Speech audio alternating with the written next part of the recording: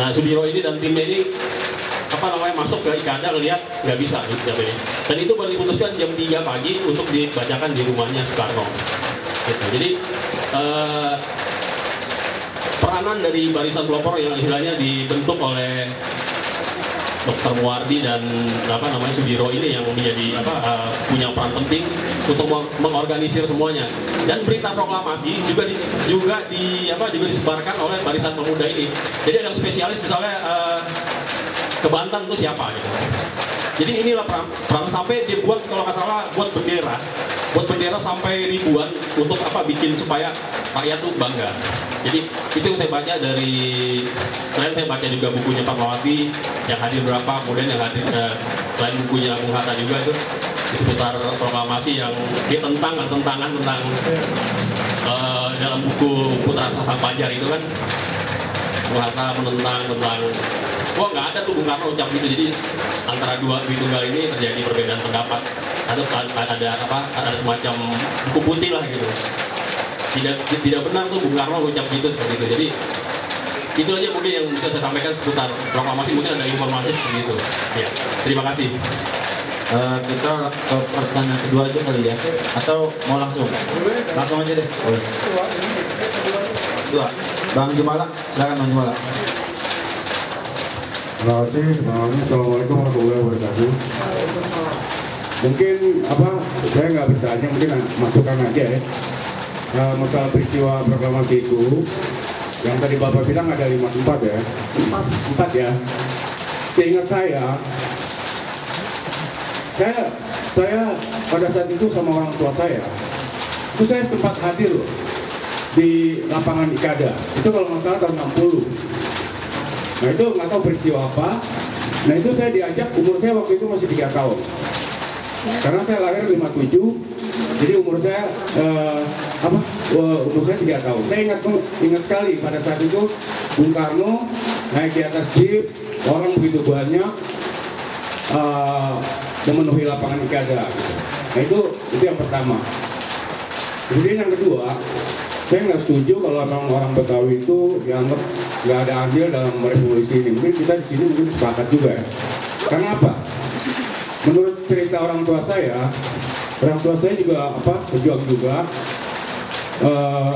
Itu pada saat itu di Tanah Abang, orang tua saya itu diudak-udak sama Belanda, masuk ke rumah saya. Kemudian orang tua saya dicari-cari mana ekstremis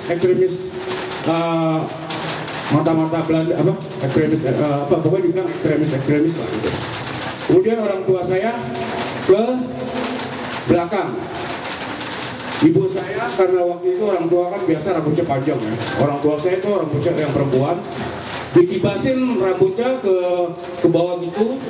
Kemudian orang tua saya berlindung di balik rambut istrinya, orang tua saya yang perempuan.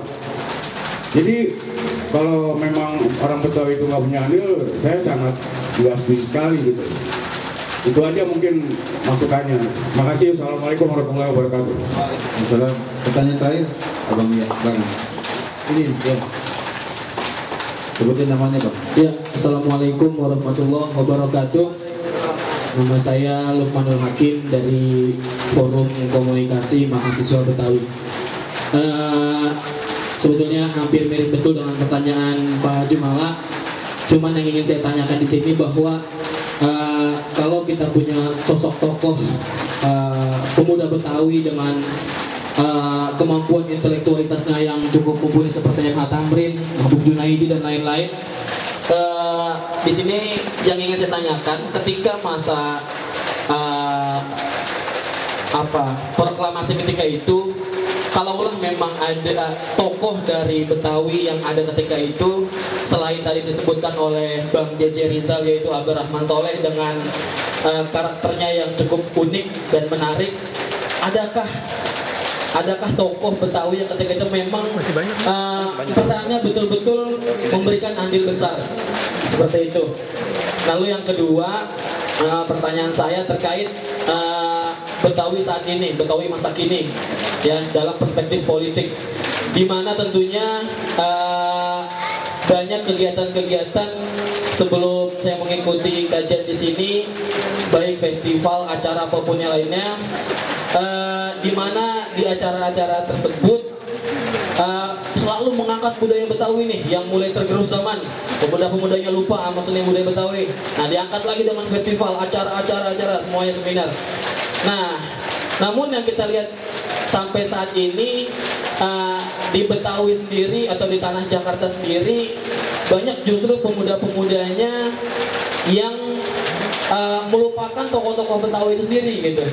Nah, ini bagaimana pandangan para narasumber? Terima kasih. Assalamualaikum warahmatullahi wabarakatuh.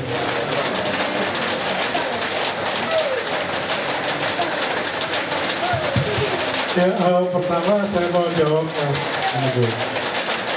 Ya, hatta itu ya, itu karena gini. Hatta itu kan merasa berkaitan dengan bukunya Bung Karno ya. Gitu. Saya tadi ngomong sama Gigi di mobil. Waktu Hatta nulis buku sekitar proklamasi, dia kan bilang dia bikin riset di Honolulu sana kan, di Universitas Hawaii. Tapi saya bilang ada kesalahan dari Hatta. Hatta ketika menulis, dia menggunakan bukunya Bung Karno, Penyambung Lidah Rakyat, yang bahasa Indonesia.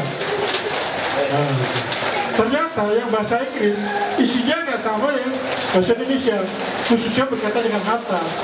Soekarno itu tidak pernah meremehkan peran Hatta di situ, gitu. Nah, sayangnya Hatta menggunakan buku yang bahasa Indonesia. Saya juga agak kaget.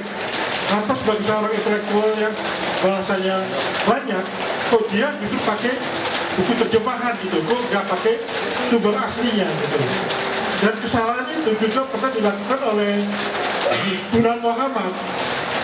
Gunawan Muhammad dulu ini juga menggunakan pakai bukunya yang bahasa Indonesia. Nah, kebetulan buku itu kemudian diterjemahkan ulang. Waktu penulisnya perempuan yang namanya Siti Adam datang ke Indonesia, saya diminta Tempo untuk bicara tentang buku itu. Gitu.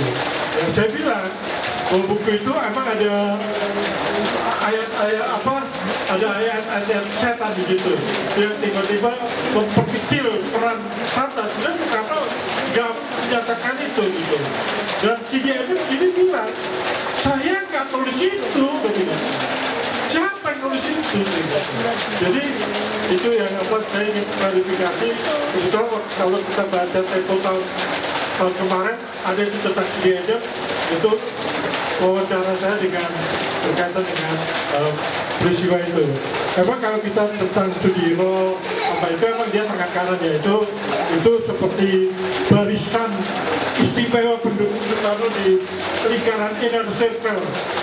Jadi di dalam yang untuk membayang-bayangi supaya Soekarno gaya. Tapi harus dikasih tahu, saya juga bisa mengerti kenapa Soekarno menolak untuk menyatakan proklamasi kedua. Karena Soekarno itu juga sakit waktu itu. Dia itu sakit dari malam, gitu. Udah sakit, puasa, kan waktu itu lagi bulan puasa kan. Dia ini sakit, makanya dia itu ketika mau dinyatakan kemerdekaan, Soekarno itu lagi masih tidur. Baru ketika Hatta datang ke kamarnya ini, Soekarno baru mereka keluar. Jadi emang mungkin ya itu psikologisnya Soekarno, dia mengatakan nggak usah proklamasi kedua ya, karena salah satunya menurut saya juga karena sakit. Saya nggak pernah tahu Mas, kalau ada orang yang meremehkan peran orang Betawi ya. Saya nggak tahu, tapi kalau saya tahu waktu itu saya juga ikut teman saya bikin bukunya Nur Ali ya, yang tokoh Bekasi yang akhirnya jadi pahlawan, karena kebetulan teman saya itu sejarawan ahli Bekasi. Makanya dulu kita pernah bikin buku sejarah Bekasi, juga bikin buku Nur Ali yang tadi bukunya Nur Ali jadi heboh. Bukunya Nur Ali jadi heboh gara-gara tulisannya Anwar Ali di tanda kutip diplak habis-habisan sama orang yang namanya Nina Lubis. Gitu. Akhirnya katanya kononnya Nina Lubis itu mau tidak dinaikkan pangkatnya karena menerapkan plagiarisme itu gitu. Jadi itu sempat kalau kita baca di internet itu ada itu heboh antara bagaimana ini karena di sini dia mengambil apa yang ditulis oleh Ali Anwar. Dan kebetulan Ali Anwar ini kan dia punya spesialisasi studi tentang Bekasi, dan kebetulan kami dulu pernah satu tim jadi itu membantu bikin buku tentang sejarah Bekasi karena kebetulan saya juga tinggal di Bekasi, jadi kita peran itu ya. Tapi kalau yang ketiga saya pikir di Rijal lebih kompeten itu menjawab itu karena itu lebih Rijal lebih menguasai persoalan itu. Ya, Tadi pertanyaan mengenai tokoh-tokoh Betawi ya, mengundang tokoh-tokoh Betawi ya. Ya Mas, itu ya. Mungkin kalau sedikit kita tambahkan, sering datang ke acara diskusi Betawi kita. Insya Allah kita tiap bulan kajiannya tentang sejarah yang aktual. Kita angkat terus tokoh-tokoh lokal kita biar kita mengenal. Jadi kemarin kita bahas juga tentang Tamrin, tentang Bang Pitung, Tong Gendut. Nanti insya Allah kita juga bahas juga, mungkin bulan depan kita akan bahas orang Betawi dan peristiwa Ikada, karena peristiwa Ikada kan tanggal 19 September ya, itu juga akan kita bahas juga. Ada satu buku itu ditulis oleh sejarawan yang namanya Ita Tamsia. Itu menulis tentang peranan wanita-wanita Betawi. Ada 10 sampai 12 tokoh kalau nggak salah. Itu ada tokoh-tokoh yang ada antropolog Yasmin, ya, lalu ada Nurbani karena ternyata masih bidadara dari Betawi juga. Jadi itu ditampilkan beberapa tokoh, menurut saya kalau nggak salah 10 sampai 12 tokoh wanita Betawi ditampilkan karena memang Ita Tamsia ini memang dia lagi memfokuskan bagaimana peran wanita-wanita Betawi di dalam kiprah situasi kami. Ya, cukup ya, karena sudah maghrib ya, kita tutup acara ini.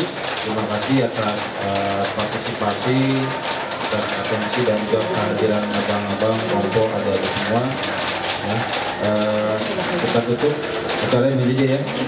Nanti untuk acara selanjutnya akan kita umumkan di Facebook dan Twitter kita, dan pantau terus. Itu juga ada, nanti kita tayangkan hasil diskusi ini di YouTube Betawi kita.